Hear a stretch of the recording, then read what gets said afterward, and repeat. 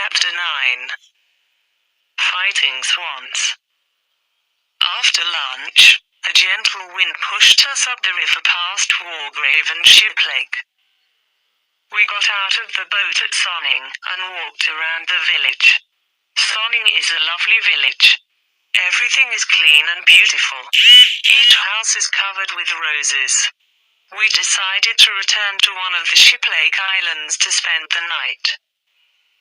George said, "Let's have a special supper tonight. Let's make an Irish stew. We can put everything into one big pan." "What a wonderful idea," Harris and I said. "I'll get the wood and make a fire," George said.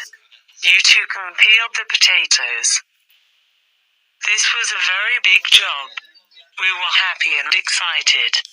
But when we peeled our first potato, we understood that this was not exciting, it was hard work. The first potato we peeled looked like a pea.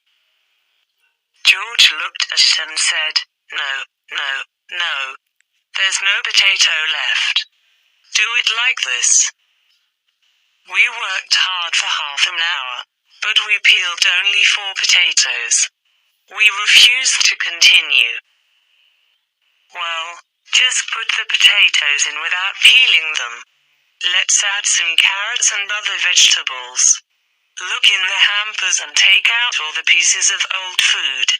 We'll put them in the stew. You can put anything in a stew." We found half a pork pie, a tin of fish and a few broken eggs. We added these to the stew. Montmorency watched us carefully and then left. After a while, he returned with a dead rat in his mouth. He wanted to add something to the stew, too. We discussed it first. Harry said, "It's all right to add a dead rat. It will be mixed with the other things. A stew needs many ingredients." George said, "Well, I don't want to try anything new. Maybe next time. I'm sorry, Montmorency."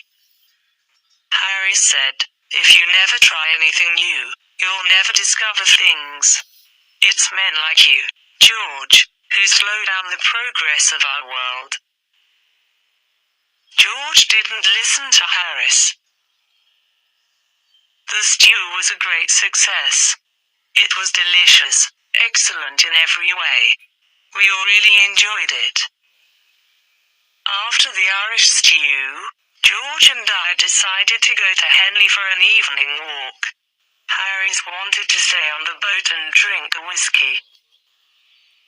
When we returned to the boat, Harris was sad and confused. "What happened to you, Harris?" "Swans," he said. We had left the boat near a swan's nest. When George and I were in Henley, Mrs. Swan came back to the nest.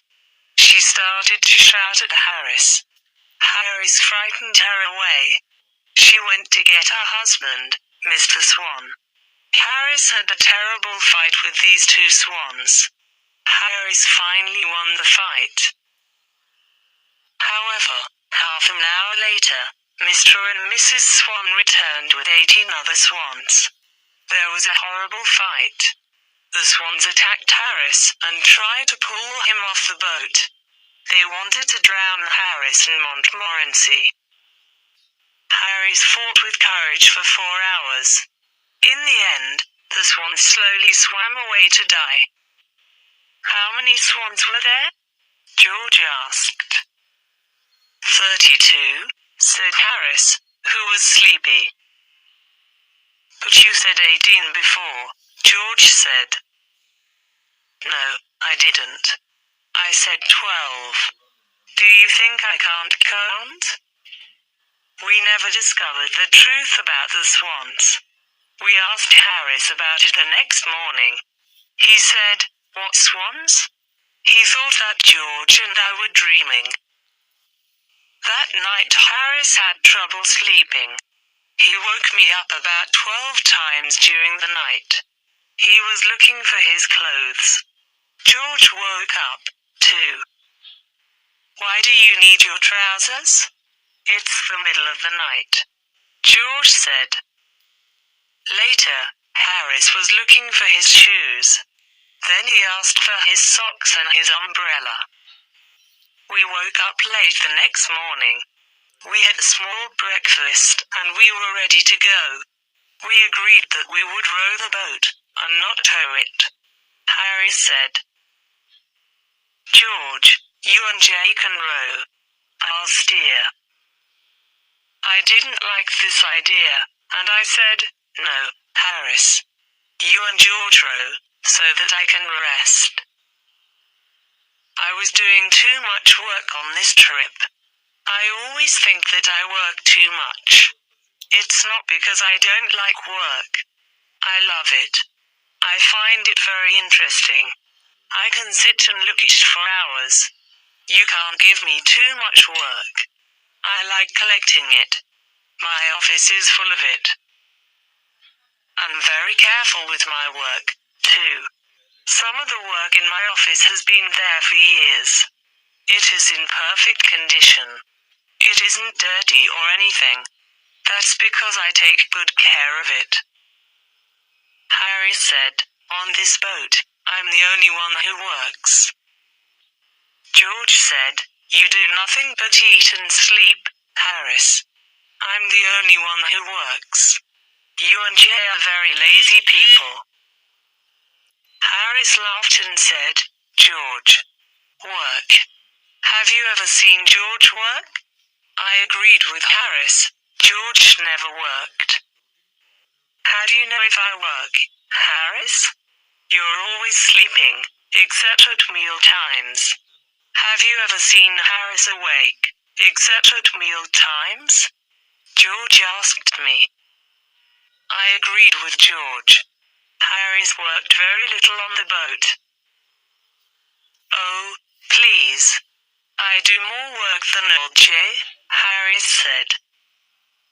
Well, it's difficult to do less work than old Jay, George added. Old Jay thinks he's a passenger and doesn't need to work, Harris said. After this discussion, I said to Harris, you and George row the boat up to Reading. At Reading I'll tow it. Chapter 10. 3 men out of a boat. We reached Reading at about 2 o'clock. The river here is very dirty, so we moved on to Streatley. We stayed at Streatley for 2 days. We took our clothes to a laundry woman. We had tried to wash them in the river, as George told us. The river was so dirty that our clothes collected all the dirt from the water. The river became cleaner, but our clothes became dirtier. The laundry woman was very surprised to see such dirty clothes. She looked at them and said, this will cost you 3 times the usual price. We agreed and paid her. The river near Streatley and Goring is excellent for fishing. It is full of different types of fish. Some people sit and fish there all day. However, they never catch any fish. The local fisherman's guidebook doesn't say anything about catching fish. It only says that the place is a good fishing area. And it is. You can see many fish swim past, but you can't catch them. When you go for a walk by the river, you can see hundreds of fish. They come and stand half out of the water. Their mouths are open for bread. If you go swimming, they come to look at you and disturb you. You cannot catch them, however. We passed by Wallingford and Dorchester. Both are ancient British towns. In the days of the Roman Empire, the Romans camped here and built fortifications. We spent the night at Cliftonhampton, which is a pretty village. We finally arrived at Oxford and spent 2 excellent days there. Oxford is a beautiful town with its old university. Oxford is also full of dogs. Montmorency was very happy. He had 11 dog fights on the first day and 14 on the second day. He probably thought he was in heaven. We left Oxford on the third day, to return home to London. When we left Oxford, it was raining. The rain continued without stopping. When it's sunny, the river is a dream. But when it's rainy, the river is brown and unfriendly. It rained all day. At first, we pretended to enjoy it. Well, this is a nice change. Too much sunshine is boring. Nature is beautiful even when it rains, I said. Yes, Harry said. It's good to see the river in all kinds of weather. The rain is good for you. I can't understand people who are afraid of a little rain. Harris and I sang songs and we were quite happy. George did not agree. He stayed under the umbrella. We put up the canvas cover before lunch. We left a little opening to see where we were going. We continued our trip for another 9 miles. We stopped for the night at Days Lock. We did not have a happy evening. The rain never stopped. Supper was not good. We were really tired of cold meat. We dreamt about our favorite foods. Harris talked about fish cooked in a special sauce. Harris gave his cold meat to Montmorency. He looked at it and turned his head. He seemed insulted by Harris's offer. He went to sit at the other side of the boat, alone. George said, "Please don't talk about good food until I finish this cold meat." We played cards after supper. After that, we had some hot water and whiskey. George told us about a man he knew. This man had slept on the river in a wet boat, like ours. He got very ill and died 10 days later. Of course, we began talking about other illnesses. After a while, Harris said, "I've got an awful headache. It must be the rain." "Well, I've got a bad backache," I said. To make us feel happier, George sang to us. That made Harris and I cry, and it made Montmorency howl. There was nothing else to do, so we went to bed. We didn't sleep well at all. We were awake at 5 o'clock the next morning. Our second rainy day was the same as the first. It rained all day. We moved slowly along the river. We agreed to continue our trip, even if it killed us. "It's only 2 more days," Harris said. "We're young and healthy. Maybe we'll be alright." We talked about our evening. With this weather, we can have dinner and take a walk in the rain. Or, we can have dinner and spend an hour in a pub, I said. "That's not very exciting," said George. "It's much more interesting to go to the Alhambra Theatre in London," said Harris. "And then have supper at that little French restaurant," I added. "But we have decided to stay and die on this boat," said George. "However, there's a train that leaves Pangbourne after 5 o'clock. It gets to London in time to eat something, and then go to the theatre." Everyone was silent. We didn't say one word. We looked at one another. Then, we got out the big bag and got our clothes ready. 20 minutes later, 3 men and the dog were going to the railway station. We lied to the boatman at Pangbourne. We didn't have the courage to tell him the truth. We were running away from the rain. We asked him to take care of the boat until the next morning. "If something happens, we'll write to you," we said, telling him a big lie. We reached Paddington Station at 7 o'clock. We went directly to the restaurant and had a small meal. Montmorency stayed at the restaurant while we went to the theatre. We'll return at 10:30 for the dog and for a good supper, I told the restaurant owner. The man at the ticket office of the theatre said, "Oh, you're the famous acrobats from the Himalaya mountains. You're late for the performance. Please use the side door." We explained to him that we were not acrobats. He understood and sold us 3 tickets.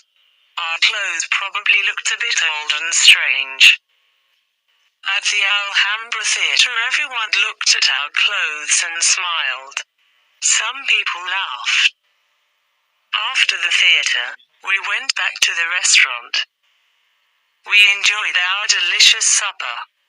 After 10 days of eating cold meat, we were thankful for this supper. We ate it without speaking. Then we sat back and felt happy and kind. Harris, who was sitting next to the window, pulled back the curtain. He looked at the wet street. It was rainy and dark. The wind was blowing. A few people walked past under their umbrellas. Harris took his glass and said, "Well, we had good trip, and I say thank you to old Father Thames. But I think we were right to come back when we did. Here's to 3 men well out of the boat." Montmorency stood on his back legs in front of the window. He looked at the wet night and gave a short bark of agreement. The end. Hope you have enjoyed the reading. Come back, find more fascinating and exciting stories.